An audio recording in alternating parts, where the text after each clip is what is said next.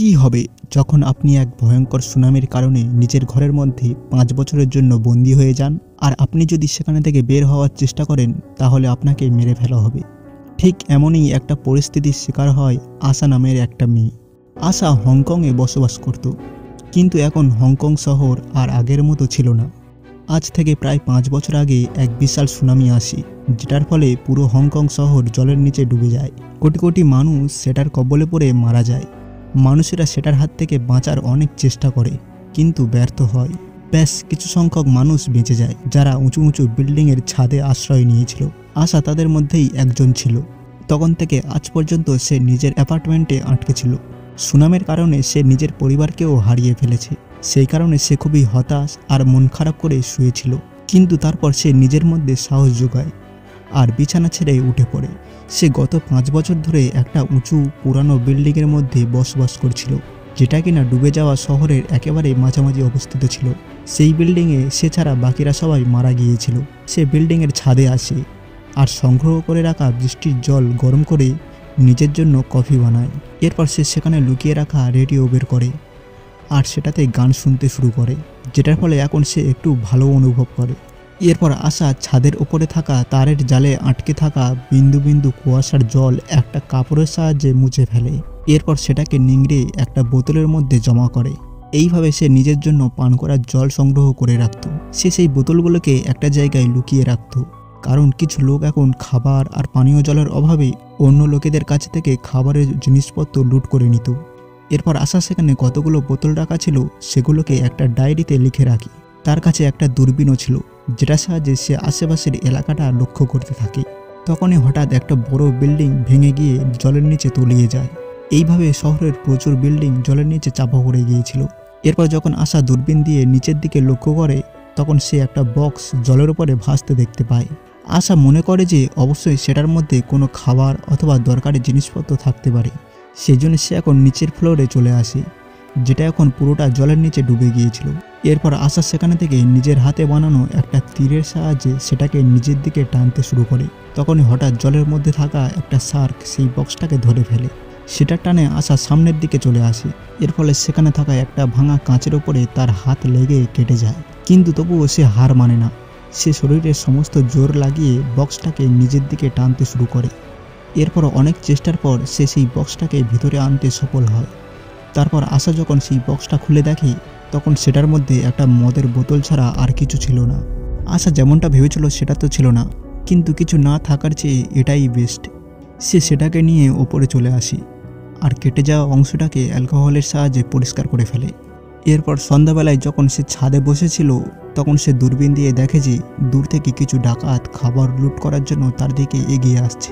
যেটা দেখার পর সে তার সমস্ত দরকারি জিনিসপত্র আর খাবার আবর্জনার মধ্যে লুকিয়ে ফেলে।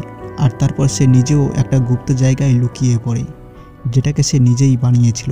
এরপর যখন ডাকাতেরা সেখানে আসে, তখন তারা বিল্ডিংয়ের সমস্ত রুমগুলোকে চেক করতে থাকে, কিন্তু তারা এখানে তেমন কোনো দরকারি জিনিস পায় না।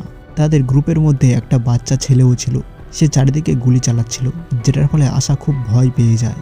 এরপর সে নিজের ভয়কে কাটানোর জন্য অতীতের সুন্দর স্মৃতিকে স্মরণ করতে থাকে, যেখানে সে নিজের ছোট বোনকে দেখতে পায় আর তারা দুজনে একসাথে ভালো সময় কাটাচ্ছিল। কিছুক্ষণ পর যখন ডাকাতেরা চলে যায়, তখন আশা সেখানে থেকে বেরিয়ে আসে। আর যেহেতু অনেক রাত হয়ে গিয়েছিল, সেই কারণে সে ঘুমিয়ে পড়ে। প্রতিদিন রাতে আশা দুঃস্বপ্ন দেখতে পায়। সে তার পরিবারকে ডুবে যেতে দেখতে পায়, আর সে চাইলেও তাদেরকে বাঁচাতে পারে না। পরের দিন সকালে যখন তার ঘুম ভেঙে যায়, তখন সে বিল্ডিংয়ের মধ্যে আজব আজব শব্দ শুনতে পায়। সেই জন্য সে টর্চ লাইট জ্বালিয়ে চারিদিকে চেক করতে থাকে, কিন্তু সে কাউকে দেখতে পায় না।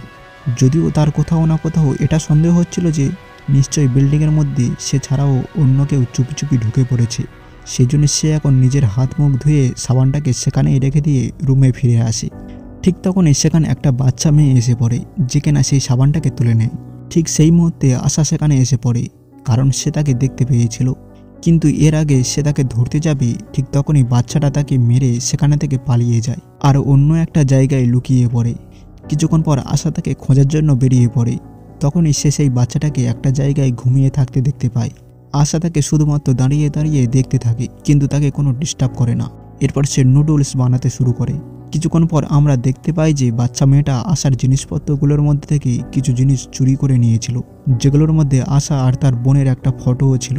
বাচ্চাটা যখন সেই ফটোটাকে দেখছিল তখনই হঠাৎ আশা সেখানে এসে পড়ে। সে তার কাছে থেকে সেই ফটোটা ছিনিয়ে নিতে সফল তো হয়, কিন্তু সেই বাচ্চা মেয়েটা সেখানে থেকে পালিয়ে যায়। আশা এখন কিছুই বুঝতে পারছিল না যে সে এখন তাকে নিয়ে কি যে করবে। অন্যদিকে বাচ্চাটা নিচে থাকা একটা রুমের মধ্যে ছিল যেটাতে জল ভরে ছিল। এরপর আশার সেই বাচ্চাটার উপরে দয়া হয়, সেজন্য সে এখন তার জন্য নুডলস বানিয়ে নিয়ে যায়, কিন্তু বাচ্চাটা তার কাছে থেকে নুডলস নেয় না। সেজন্য এখন আশা সেটাকে সেখানেই রেখে দিয়ে চলে যায়। তার সেখানে থেকে চলে যাওয়ার পর বাচ্চাটা নুডলস খেতে শুরু করে। পরের দিন বাচ্চাটা আশাকে ধন্যবাদ জানানোর জন্য তাকে সেই সমস্ত জিনিসগুলোকে ফিরিয়ে দেয় যেগুলোকে সে চুরি করে নিয়েছিল। এরপর বাচ্চাটা নুডলস খাওয়ার সময় আশাকেই নকল করতে থাকে যে সেটাকে কিভাবে খেতে হয়, কিভাবে ঠান্ডা করতে হয়, যেটা দেখার পর আশা প্রচুর হাসতে শুরু করে। তার মন অনেকদিন পর এত বেশি আনন্দ পেয়েছিল। এরপর রাতে সে তার রুমের মধ্যে নিজের বিছানার পাশেই সেই মেয়েটারও একটা বিছানা সাজিয়ে দেয়, কিন্তু সেই বাচ্চাটার ঘুম আসছিল না। সে কাঁদতে কাঁদতে বলে যে আমার বাবা মায়ের কথা খুব মনে পড়ছে। যেটা শোনার পর আশা তাকে বলে তুমি কোনো চিন্তা করো না, আমরা নিশ্চয়ই তোমার বাবা মাকে ঠিক খুঁজে বের করব। এরপর বাচ্চাটা তাকে নিজের পরিচয় দেয় আর তার নাম হাই বলে। পরের দিন সকালে আশা আর হাই দুজনেই ছাদে চলে যায়। এরপর খেলতে খেলতে হাই দরজাতে লাগানো টেপ তুলে নেয়, যেটার ফলে দরজা বন্ধ হয়ে লক হয়ে যায়, যেটার মানে তারা দুজনে এখন ছাদেই ফেঁসে গিয়েছিল। যেটা দেখার পর আশা প্রচুর হতাশ হয়ে পড়ে। আসলে এই দরজাটার লক খারাপ ছিল, সেই জন্য আশা দরজার লকের উপরে একটা টেপ লাগিয়ে রেখেছিল যাতে সেটা কখনো বন্ধ না হয়। এরপর আশাকে হতাশ হয়ে থাকতে দেখে হাই একটা তারের সাহায্যে লকটাকে খুলে ফেলে। যেটা দেখার পর আশা খুব খুশি তো হয়, কিন্তু তারপর সে তাকে প্রচুর বকা দেয় আর তাকে বলে দেখো আমি এই বিল্ডিংয়ের মধ্যে চারিদিকে বিভিন্ন রকমের সেটআপ লাগিয়ে রেখেছি, সেই জন্য আমাকে না জিজ্ঞাসা করে তুমি কোনো জিনিসে হাত লাগাবে না, আর এখানে বেশি জোরে জোরে কথাও বলবে না, না হলে এখানে ডাকাতেরা এসে পড়বে। এখানে হাই আশাকে বলে আমাদেরকে এখানে থেকে বেরিয়ে সাহায্যের খোঁজ করা উচিত। আমরা আরও কতদিন এখানে বন্দী হয়ে থাকব, এখানে থাকাটা কোনো বিপদের থেকে কম নয়। কিন্তু আশা এটা করতে মানা করে দেয়। কিছুক্ষণ পর আশা লক্ষ্য করে তার গলায় থাকা তার পরিবারের নেকলেসটা আর নেই। এটা দেখার পর সে খুবই চিন্তিত হয়ে পড়ে আর সমস্ত জায়গায় তন্ন তন্ন করে খুঁজতে শুরু করে। সে মনে করে যে এটা নিশ্চয়ই হাইয়ের কাজ হতে পারে।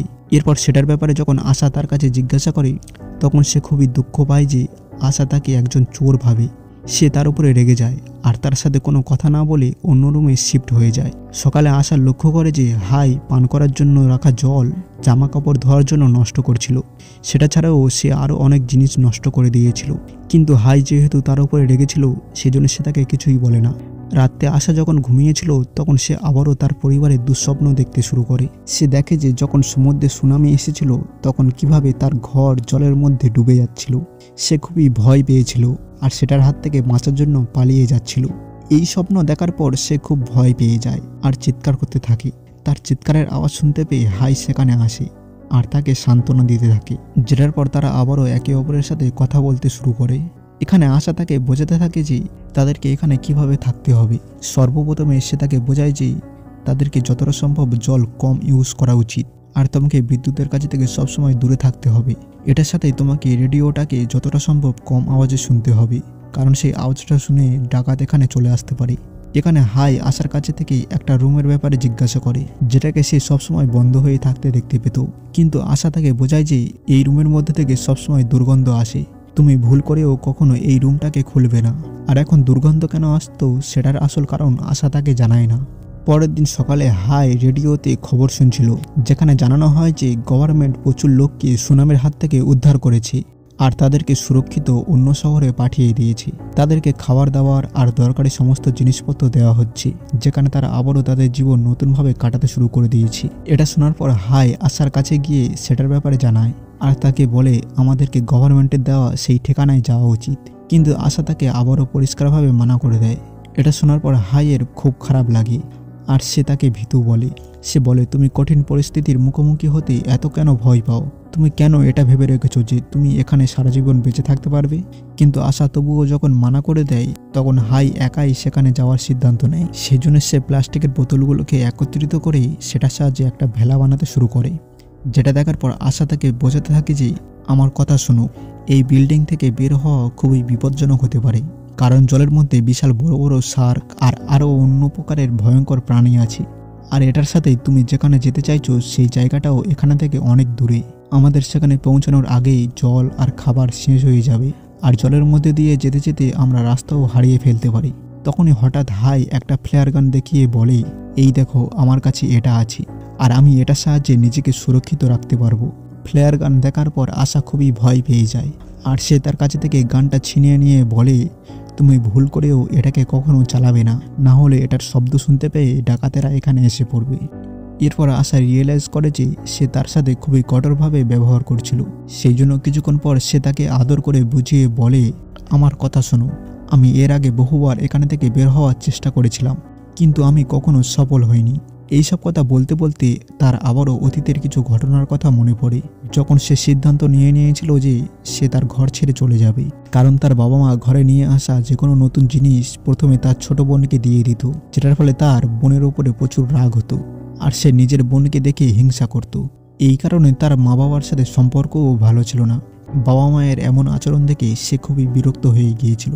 সবসময় তার বোনকে ভালোবাসত আর তাকে কোনো গুরুত্ব দিত না। সে কারণে একদিন তার বাবা মায়ের সাথে প্রচুর ঝগড়া হয়, আর সে সেই দিন ঘর ছেড়ে বেরিয়ে যায়। কিন্তু তখনই তার বোন তার পিছু পিছু আসতে থাকে, তাকে ঘর ছেড়ে দেওয়ার জন্য বাধা দিতে। বর্তমানে আশা লক্ষ্য করে যে তার নেকলেসটা বিছানাতে পড়েছিল, যেটার একটা অংশ ভেঙে গিয়ে তার গলা থেকে পড়ে গিয়েছিল। এর মানে হাই নিরপরাধ ছিল, আর সে তার নেকলেসটা চুরি করেনি। এটা দেখার পর আশা খুবই গিল্টি ফিল করে, আর সে হাইয়ের কাছে ক্ষমা চাইতে যায়। পরের দিন প্রচুর বৃষ্টি হয়, সেজন্য তারা দুজনে মিলে প্রচুর বৃষ্টির জল সংগ্রহ করে ফেলে।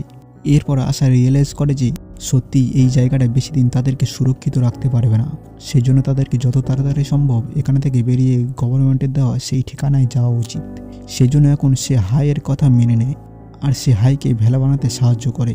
এখানে আমাদেরকে অতীতের কিছু ঘটনাকে দেখানো হয়, যেখানে আশা যখন তার ঘর ছেড়ে চলে যাচ্ছিল তখন তার বোনও তার সাথে ছিল। তখনই হঠাৎ এক বিশাল সুনামি আসে, আর লোকেরা আতঙ্কিত হয়ে এদিক ওদিকে দৌড়াতে শুরু করে। আর আশা নিজেকে সবসময় দোষী ভাবত যে সে তার বোনকে বাঁচাতে পারেনি, আর তার জন্যই তার বোন মারা গিয়েছিল। বর্তমানে সে এইসব কিছু চিন্তা করতে করতে খুবই দুঃখ পায়, কিন্তু তারপর সে এটা ভেবে সন্তুষ্ট হয় যে সে এখন হাইয়ের রূপে নিজের অন্য একটা বোনকে পেয়ে গিয়েছে। সেই জন্য পরের দিন সকালে সে হাইকে সেই নেকলেসটা দিয়ে দেয়। কিছুদিন পর তাদের ছোট একটা ভেলা বানানো কমপ্লিট হয়ে যায় সেই জায়গায় যাওয়ার জন্য। এরপর তারা এখান থেকে বের হওয়ার জন্য পুরোপুরিভাবে প্রস্তুত হয়ে যায়। তখন হঠাৎ হাইয়ের কাছে থাকা রেডিওটা ভুল করে চালু হয়ে যায়, যেটার আওয়াজ শুনে ডাকাতেরা সেখানে এসে পড়ে।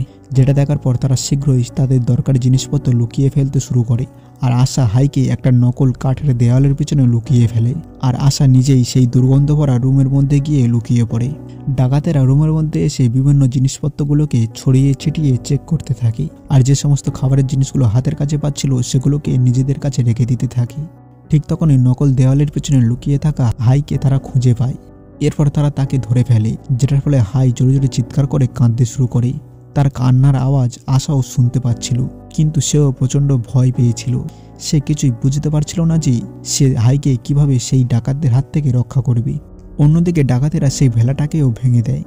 এরপর তারা সেই দুর্গন্ধ ভরা রুমের মধ্যেও চলে যায়, যেখানে আশার আবারও অতীতের ঘটনাগুলো মনে পড়তে থাকে, যেখানে সে তার বোনকে বাঁচানোর চেষ্টা করছিল, কিন্তু সে তাকে বাঁচাতে পারে না। কিন্তু এখন বর্তমান সময়ে সে নিজের কাছে প্রতিজ্ঞা করে যে সে অতীতে তার বোনকে বাঁচাতে তো পারেনি, কিন্তু এখন তার এই বোনকে সে নিজের জীবন দিতে হলেও তাকে অবশ্যই বাঁচাবে।